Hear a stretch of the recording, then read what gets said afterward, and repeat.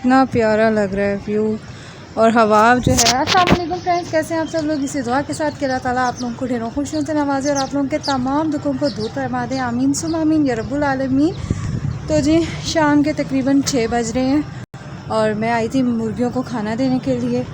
तो खाना देने आई तो देखा मौसम बहुत प्यारा है, तो मैंने कहा चलो जी आप लोगों से भी थोड़ी सी बातचीत कर लेते हैं। तो जैसे कि आप लोग जानते हैं, जब मौसम अच्छा हो और प्यारी प्यारी हवा चल रही हो तो बंदा छत पर तो आना उसका बनते ही बनते हैं, क्योंकि इतनी प्यारी हवा जो होती है वो किसको पसंद नहीं है। तो यहाँ पर मैं अभी नहा कर आई थी तो मैंने सोचा मैं अपने थोड़े से बाल भी कॉम्ब कर लूँगी।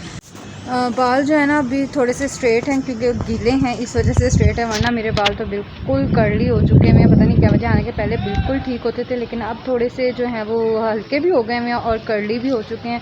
तो अब मैंने कहा चलो बाल बना लेती हूँ। कि जूती मेरी आपी लेकर आई थी जो कि बहुत ही ज़्यादा सॉफ्ट सी है, बहुत प्यारी जूती है और इसको पहनने में ना मज़ा बहुत आता है।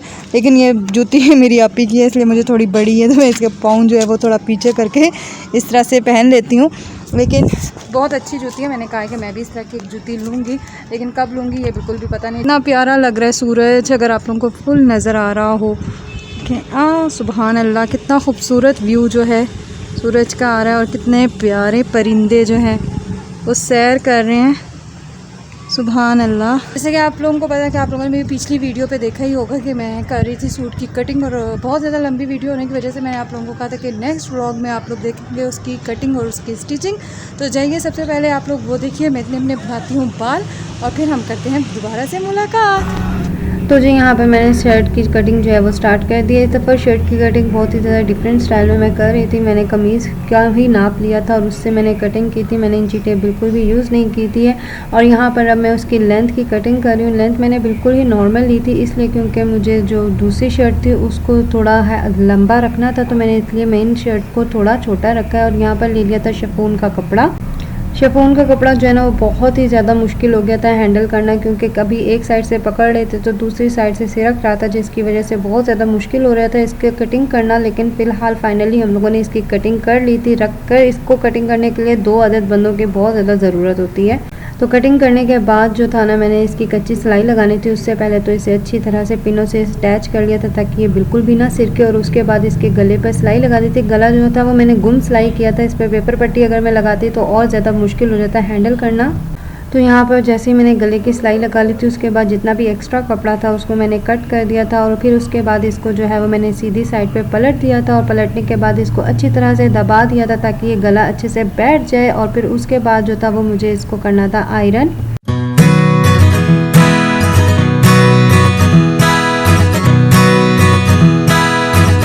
गले को काफ़ी अच्छे से प्रेस कर लिया था। उसके बाद मैंने इसके बॉर्डर के लिए 2 इंचेस की पेपर पट्टी कट कर ली थी और लंबाई उसकी तकरीबन 12 इंच रखी थी। और उसको मैं पेस्ट कर रही थी उसके बॉर्डर पे, इसलिए ताकि जब मैं पेपर पट्टी इसलिए अटैच कर रही थी क्योंकि मुझे यहाँ पर पाइपिंग करनी थी। और पाइपिंग करने के लिए मुझे यहाँ पर थोड़ा सा वॉल्यूम देना था कपड़े के ऊपर।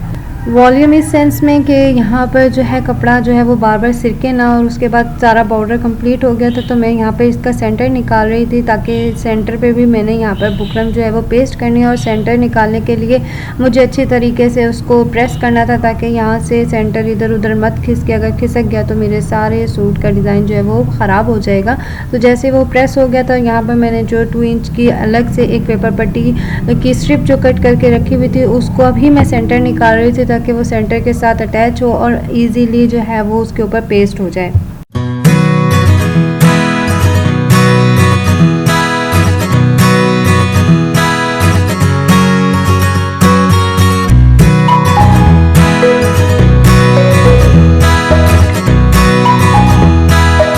फाइनली सारी बुकरम जो है वो पेस्ट हो चुकी है। और अब मैंने यहाँ पर ट्राउज़र का जो मेरा कपड़ा बचा पड़ा था उसकी लंबी लंबी स्ट्रिप्स कट की थी और उसको इसके ऊपर साथ अटैच कर दिया था। और उसके बाद फिर से इसको आयरन किया और अच्छी तरह से प्रेस करने के बाद इसको थोड़ा सा जो वो कपड़े की पाइपिंग थी उसको निकाला बाहर और अच्छे से सिलाई करना स्टार्ट कर दिया। तो और अब यहाँ पर जो है वो मैं इसके ऊपर बेल अटैच कर रही हूँ। ये बेल जो है वो बहुत ही ज़्यादा सूट की है इसके ऊपर। ये कोई सोच रहा होगा कि हमारी बुकरम जो है इसमें नज़र आ रही है तो ये तो बहुत ही ज़्यादा गंदा लगेगा, तो ऐसा कुछ भी नहीं है। सिलाई करने के बाद जो है वो इस बुकरम को मैं निकाल दूँगी और ये बुकरम ज़रा भी नज़र नहीं आएगी हमारे सूट के ऊपर। तो फाइनली सूट जो है वो रेडी हो चुका है। अब रह गया था उसका दुपट्टा, सो उसका दुपट्टा भी अब मैं रेडी कर रही हूँ। और ये वाला सूट जो डिज़ाइन करना था, काफ़ी अरसे से मेरी एक वो तमन्ना थी कि मैं डबल शर्ट का एक सूट डिज़ाइन करूँगी, तो फाइनली वो तमन्ना मेरी पूरी हो गई। तो चलें आप लोग जाकर देखें ये सूट कैसा लगा आप लोगों को। उम्मीद करती हूँ कि आप लोगों को मेरा ये सूट बहुत अच्छा लगा होगा। मेरी वीडियो को लाइक कीजिएगा, शेयर कीजिएगा, कमेंट सेक्शन में कमेंट करना मत भूलिएगा, बेल आइकन लाजमी प्रेस कर दीजिएगा ताकि हर न्यू वीडियो की नोटिफिकेशन आप लोगों को सबसे पहले मिले।